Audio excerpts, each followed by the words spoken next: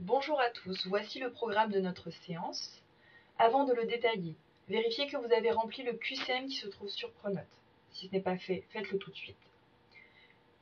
Maintenant, vous allez reprendre le poème Notre-Dame des Jungles pour le relire, afin de mener l'activité 3 qui porte sur l'objectif de Laurent Godet dans ce poème et les moyens qu'il utilise pour atteindre cet objectif. Une correction vous sera donnée.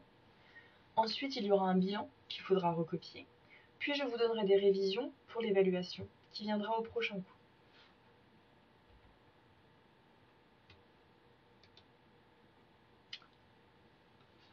Donc voici le texte Notre-Dame des Jungles sur lequel nous avons travaillé déjà auparavant.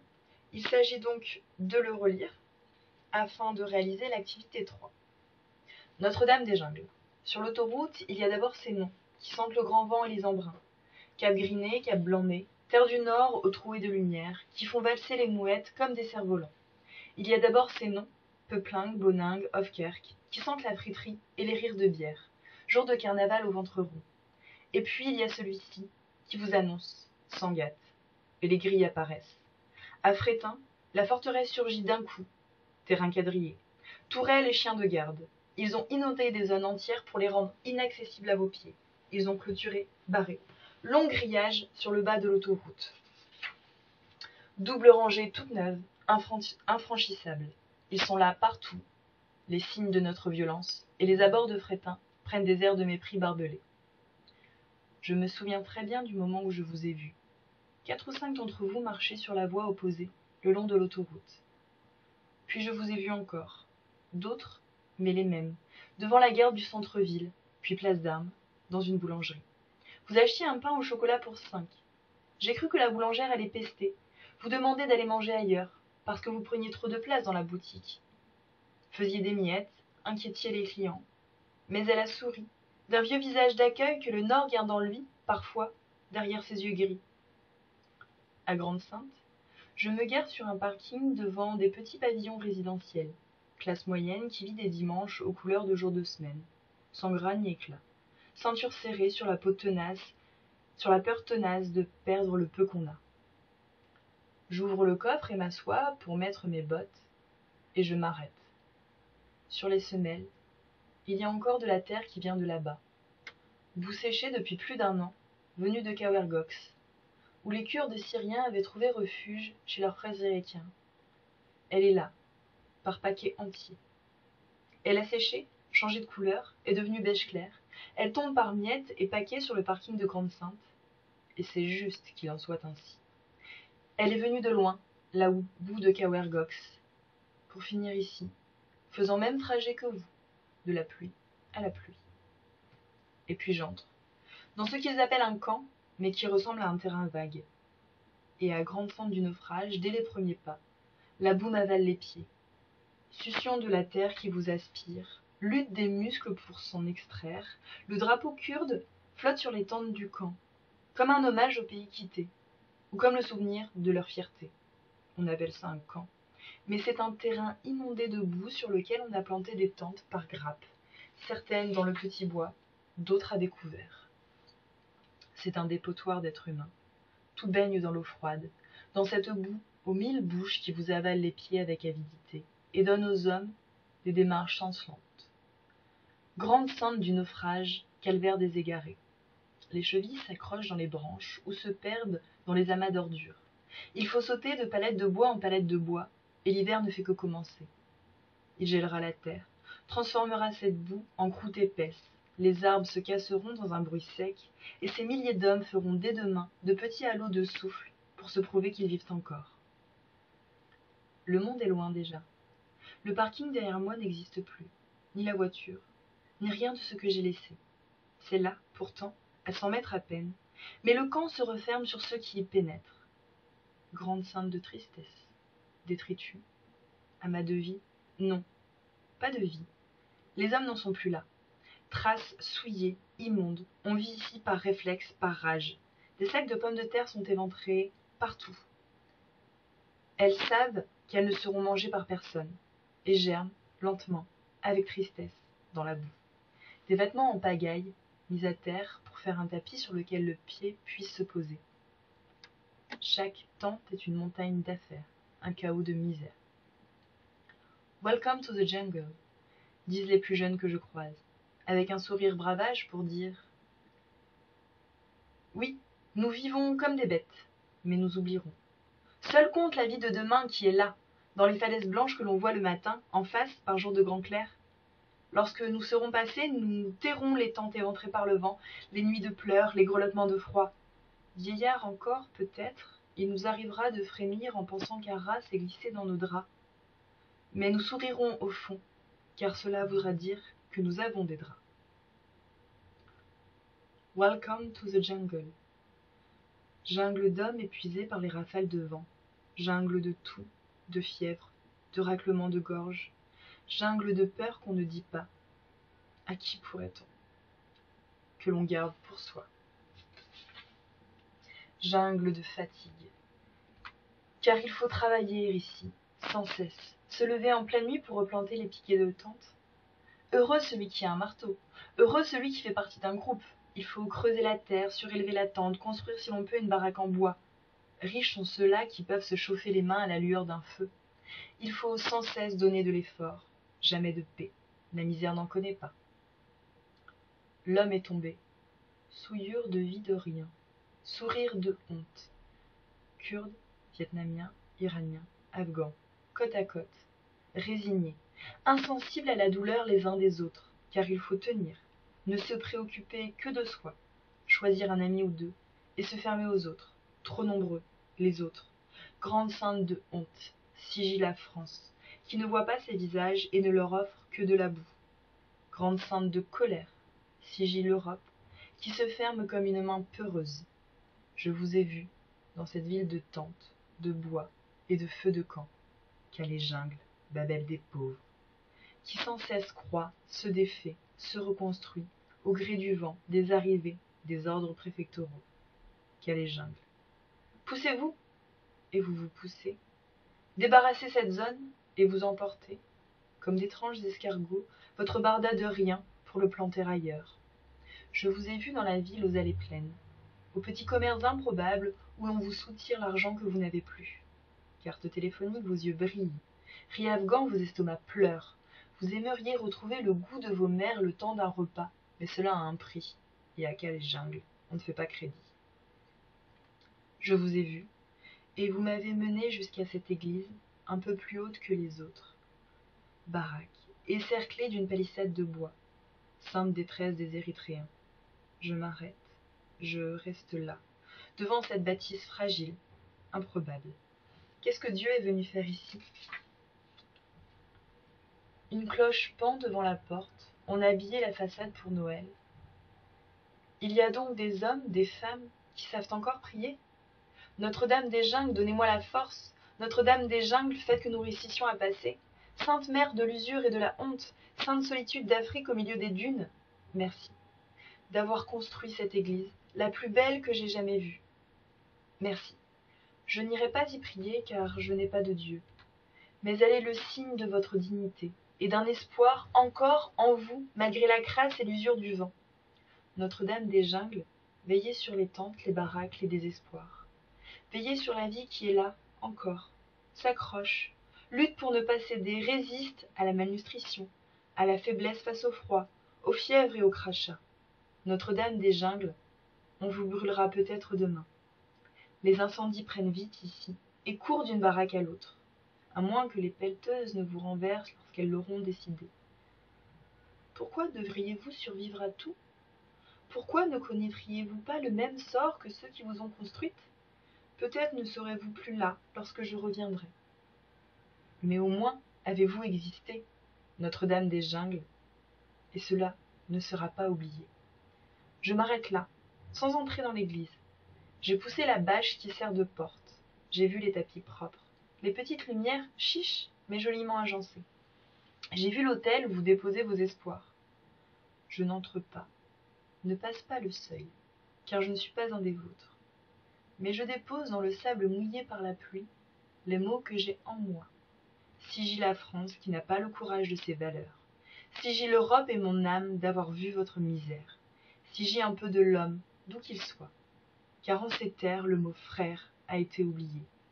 Et lorsque les pelleteuses auront fait place nette, lorsqu'elles auront piétiné ce que vous avez patiemment construit, elles s'apercevront peut-être, mais trop tard, que ce sur quoi elles roulent, ce qu'elles tassent et font disparaître, c'est notre dignité. À présent, dans le grand cahier, notez le titre de l'activité qui va apparaître et répondez aux questions qui vont suivre. Faites-le au crayon. Activité 3. L'objectif et les moyens utilisés. Pour réaliser cette activité, répondez aux 3 questions qui suivent. Vous pouvez faire pause dans la vidéo si vous souhaitez le faire en autonomie et sans indice. Maintenant, passons aux indices. Pour la question 1, il vous est demandé de relever les noms propres composés. Les noms propres composés sont des noms propres qui comportent un ou plusieurs tirets, comme par exemple Villeneuve-Saint-Georges. Dans le poème, il y en a 11 différents que vous devez relever. Une fois que vous l'aurez fait, proposez des remarques sur ces noms propres, ce qu'ils évoquent, comment ils sont construits et ce qu'ils signifient. Faites pause dans la vidéo pour répondre à la question. Question numéro 2. Pourquoi Godet évoque-t-il Kawergox? Pour rappel, Kawergox est un camp de réfugiés en Irak. L'Irak est un pays en guerre et en voie de développement. Indice. Relisez bien les vers 50 à 64. Dans ces vers, nous pouvons déduire quelque chose concernant les voyages que Laurent Godet a fait par le passé. Ainsi, vous pourrez probablement réaliser une comparaison entre les camps de réfugiés en France et celui en Irak. Faites pause dans la vidéo pour répondre, nous allons passer à la question 3. Pourquoi les pelleteuses sont-elles personnifiées à la fin du poème? Pour rappel, la personnification consiste à donner des caractéristiques humaines à un animal ou à un objet. Indice. Pour répondre à la question, demandez-vous qui peut donner l'ordre de détruire les camps de réfugiés. En ce sens, pourquoi les pelleteuses seront les seuls personnages qui semblent agir dans le poème? Faites pause à la vidéo pour répondre à la question. À tout moment, vous pouvez revenir en arrière pour consulter les indices précédents. Nous allons passer à la correction. Relevez les noms propres composés et faites des remarques. Il y a donc 11 noms propres composés dans le poème. Ils ont été classés en 3 catégories. Dans la première catégorie, vous retrouvez les noms de lieux qui existent réellement, Cap-Griné, Cap-Blanc-Nez, ainsi que la ville de Grande-Synthe. Dans la deuxième colonne, les noms qui sont proposés sont en réalité des noms de lieux modifiés. Grande-Synthe du naufrage, Grande-Synthe de tristesse, Grande-Synthe de honte, Grande-Synthe de colère. Ici, naufrage, tristesse, honte et colère sont des éléments péjoratifs pour qualifier la ville de Grande-Synthe. Enfin, il y a des noms de lieux qui sont complètement inventés par le poème, Notre-Dame-des-Jungles, mais aussi Sainte-Mère de l'Usure et de la Honte, Sainte-Solitude d'Afrique au milieu des dunes. Notons ici que Notre-Dame-des-Jungles renvoie à la fois au lieu, le camp, mais aussi à l'église que rencontre et découvre le poète et qu'il nomme Notre-Dame-des-Jungles en référence à la jungle de Calais. Nous pouvons donc dire que progressivement l'auteur va créer des nouveaux noms propres pour désigner et qualifier les lieux qu'il découvre. Ces noms ont des connotations négatives, c'est-à-dire péjoratives. Prenez votre correction en vert, faites pause si nécessaire dans la vidéo, nous allons passer à la question suivante. Pourquoi Godet évoque-t-il Kawergox? Kawergox est un camp irakien que l'auteur a déjà visité. En effet, sur ses bottes qui l'amènent à Calais se trouve la boue qui l'a ramenée du camp irakien. Elle a séché, mais est toujours présente et se répand sur le parking. En évoquant ce camp, il compare donc la situation française à la situation irakienne. Cela permet de condamner l'attitude des autorités françaises et européennes à l'égard des migrants, puisque les réfugiés sont aussi maltraités en France que dans un pays en guerre. Prenez le temps de noter votre correction. Relisez bien les vers 54 et suivants pour bien comprendre le système de comparaison. Nous allons passer à la question 3. Pourquoi les pelleteuses sont-elles personnifiées à la fin du poème? Donc à partir du vers 235. En cette fin de poème, les pelleteuses sont personnifiées pour renvoyer aux décisions des autorités. En effet, les pelleteuses agissent comme si aucun être humain n'avait pris de décision.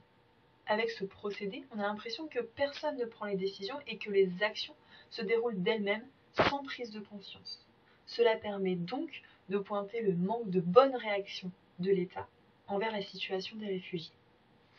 Nous allons maintenant copier le bilan.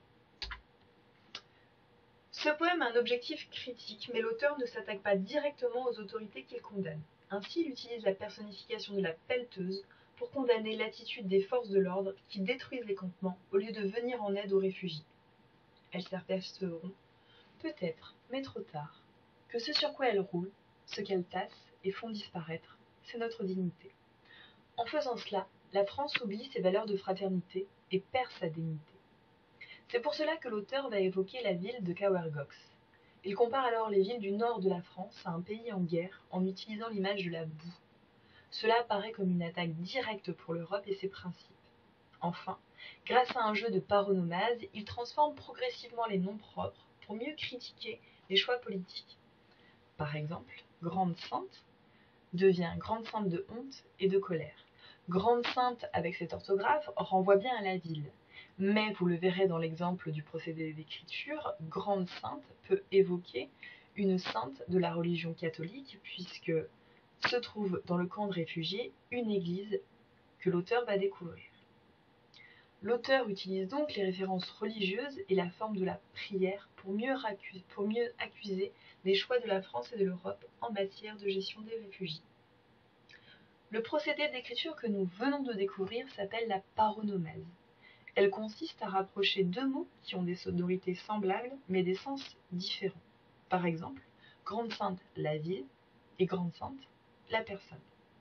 Recopiez ce bilan, d'abord en bleu pour le bilan de la correction, puis en rouge pour la définition, et en vert pour l'exemple. Faites pause dans la vidéo si nécessaire. Vous pouvez, si vous l'avez, coller le texte du poème dans le grand cahier. Si ce n'est pas possible, le texte vous sera distribué lorsque nous nous reverrons. Voici à présent le programme de révision pour l'évaluation qui viendra au prochain cours. Je vous conseille donc de revoir tous les procédés d'écriture que nous avons travaillés depuis le début de l'année, donc ceux que nous avons travaillés dès la séquence 1. Vous devez aussi maîtriser la leçon sur les expansions nominales, donc la leçon de grammaire qui a été travaillée en séance 1. Vous devez aussi connaître la définition de la préface, séance 2, de la littérature engagée, séance 3, et de la situation d'énonciation, séance 4. Les compétences qui seront évaluées sont des compétences d'analyse.